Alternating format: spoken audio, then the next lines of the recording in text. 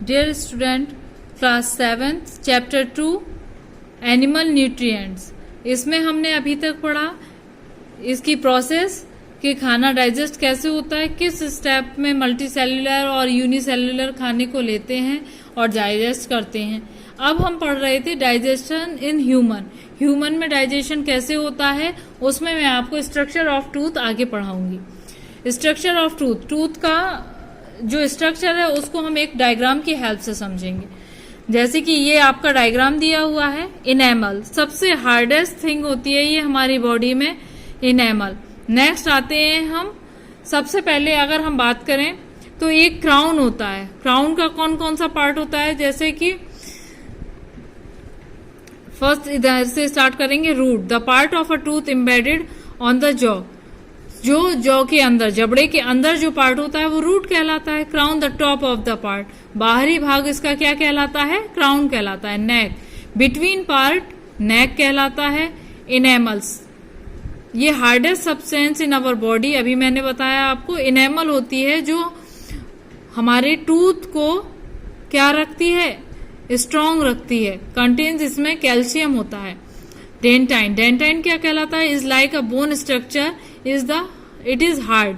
Dentine hard structure होता है, bone की तरह हड्डी होती है ये। अब आते हैं पल्प कैविटी, दांत के अंदर क्या, inside the dentine there is a soft pulp, एक सॉफ्ट पल्प होता है जिसको हम पल्प कैविटी कहते हैं। इसी से सारी ब्लड वेसल्स और नर्व्स जुड़ी होती हैं। Next, care of teeth and hygiene. इसमें हमारे टीथ को कैसे हम हाइजीन्स रखते हैं। अपने गम्स, जो हेल्दी गम्स होते हैं, टीथ हमारे व्हाइट होने चाहिए और गम्स हमारे पिंक होने चाहिए। If proper care is not taken, teeth become yellowish. अगर हम इनकी प्रॉपर केयर नहीं करेंगे तो ये कैसे हो जाएंगे, येलोइश हो जाएंगे। फॉर्मेशन, इन पर क्या स्टिकी एक चिपचिपा पदार्थ चिपकने लगेगा, सलाइवा और बैक्टीरिया इस पर पनपने लगेंगे, जिसको हम प्लाक कहते हैं। नेक्स्ट आते हैं, हम टंग की बात करते हैं। टंग मस्कुलर ऑर्गन होता है, इट इज इम्पोर्टेंट। ये क्या है, खाने में हेल्प करता है हमारी। ये क्या करती है, chewed food with the saliva, ये खाने को मिक्स करने में, च्यूड फूड को मिक्स करने में। सॉलिंग द फूड एंड द, इसमें टेस्ट बर्ड्स होते हैं, छोटे छोटे जो हमारी टंग पर दाने जैसा स्ट्रक्चर होता है उसको कहा जाता है टेस्ट बर्ड। और उसकी सहायता से ही, उसकी हेल्प से ही हम खाने को टेस्ट कर पाते हैं। देखिए, इसमें आगे के भाग से हम स्वीट टेस्ट ले सकते हैं, साल्ट, सोर, बिटर, सोर, साल्ट, ये इसका स्ट्रक्चर है। नेक्स्ट आते हैं हम, स्लेवरी ग्लैंड्स क्या होती है। In our mouth there are the 3 pairs of salivary gland, हमारे माउथ में 3 पेयर होते हैं स्लेवरी ग्लैंड के। वाटरी मटेरियल सलाइवा, जो हमारे मुंह में वाटरी मटेरियल होता है उसको हम क्या कहते हैं, सलाइवा कहते हैं। ये saliva helps in digestion food. Saliva में 2 एंजाइम होते हैं, एमिलेस जिसको कहते हैं, एमिलेस और ptyalin. Amylase act on the starch change into sugar and the sugar is sweet insoluble in water. ये खाने को स्टार्च से शुगर में चेंज कर देता है, जिसको हम मॉल्टोज कहते हैं, और ये पानी में इजीली घुल जाता है। नेक्स्ट आते हैं ऑस्फेगस। ऑस्फेगस या फिर गलेट। ऑस्फेगस क्या होता है, फूड पाइप इसको कह सकते हैं हम। इससे होते हुए मुंह से हमारा खाना फूड पाइप से होते हुए हमारे स्टमक में पहुंचता है। स्टमक जे शेप होता है, बैग जैसा होता है, और ये सबसे बड़ा एलिमेंट्री पार्ट होता है हमारी बॉडी का। Gastric gland lining the stomach स्क्रीट digestive juice. इसमें एक गैस्ट्रिक ग्लैंड होती हैं जो क्या करती हैं, डाइजेस्टिव जूस प्रोड्यूस करती हैं, जिससे हमारा खाना डाइजेस्ट होता है।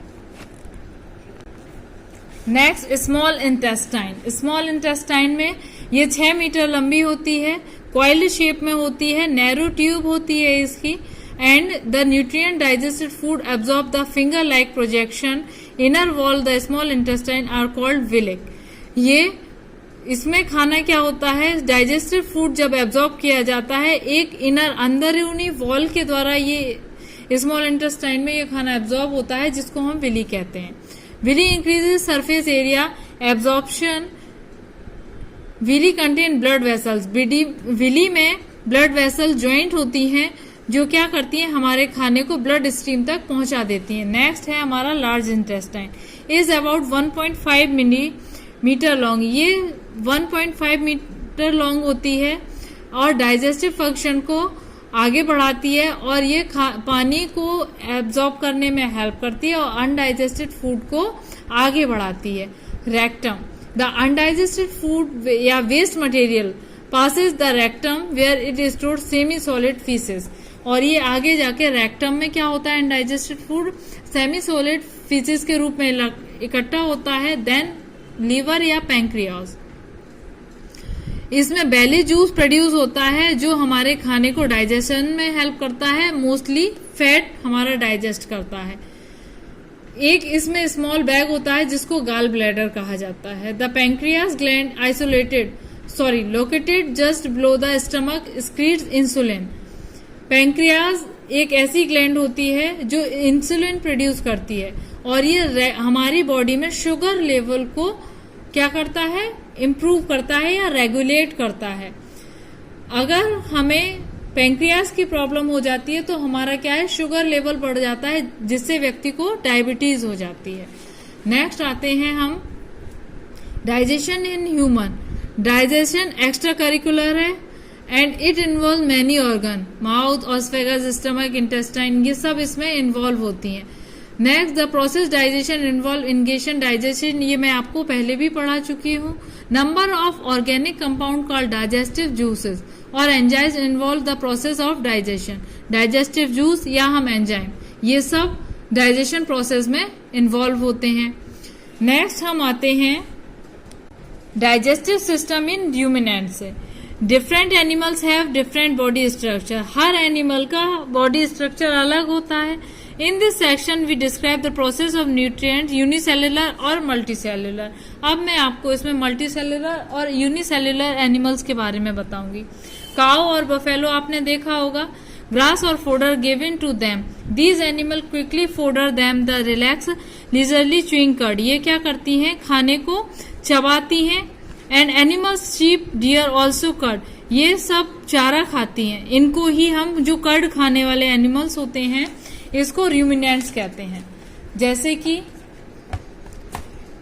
इट शो 4 चैम्बर, इनकी बॉडी में 4 चैम्बर होते हैं, र्यूमन, रेटिकुलम, ऑस्मेनस and the abomasum, such as the stomach in the called compound stomach. ये कंपाउंड स्टमक कहलाता है। पहले ये खाने को अपने फर्स्ट चैम्बर में ले लेती हैं, उसके बाद फिर पहले जितना खाना इनके पास होता है वो खाना खा लेती हैं और अपने फर्स्ट चैम्बर में रखते हैं। इसके बाद ये धीरे धीरे उसको च्यूई करते हैं। इस प्रोसेस को हम कहते हैं rumination. What happens to the digested food, digestive food का क्या हमारी बॉडी में होता है। Our body require energy to carry out the various activity of life, हमारी बॉडी को एनर्जी की जरूरत होती है अलग अलग वर्क करने के लिए। This happens during the respiration, इस प्रोसेस में रेस्पिरेशन की जरूरत होती है। Food which we eat digested in the alimentary canal but the alimentary canal alone does require food. It must go all part of the body. How does food reach the different parts of the body? Head to the feet. In this chapter you have already learned the digestive food absorb the small intestine and passes on the blood.